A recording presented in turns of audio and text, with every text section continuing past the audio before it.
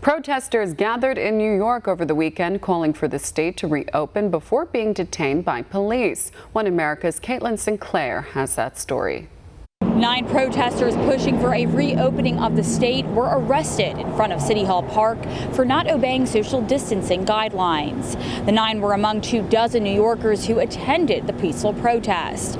Officers put zip ties around the wrists of those arrested and proceeded to load them in the back of an NYPD van, where no social distancing was possible. Mike G., a political activist in the city, was among those arrested. The guy that arrested me, he's like, you know that I really don't want to do this. I'm like, then why not turn your back? Call in sick for a month.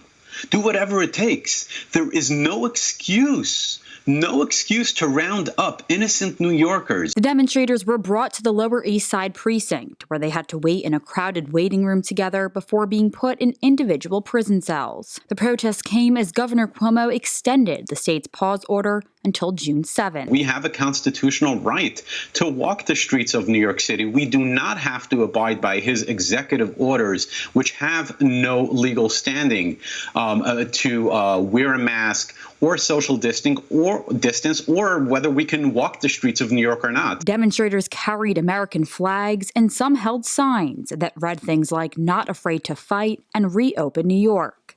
They argue there was never a fair warning issued that would warrant an arrest. Cuomo even said it repeatedly, several times, that the rule is not enforceable. We can only ask from people to do that. This is about New Yorkers, Americans. Freedom is an illusion, apparently. I see people are coming around. I see people on social media are crying out like, I'm done backing the NYPD. This is done and over with. The 9 who were arrested were eventually issued summonses and released. In the meantime, starting next weekend, the number of social distancing ambassadors will grow from 1,000 to 2,300. This in order to assist police officers in enforcing social distancing. Caitlin Sinclair, One America News, New York. Want to see more videos like this? Click on the link below and subscribe to One America News on YouTube. And call your cable provider and kindly demand that One America News is added to your lineup. Call and subscribe today.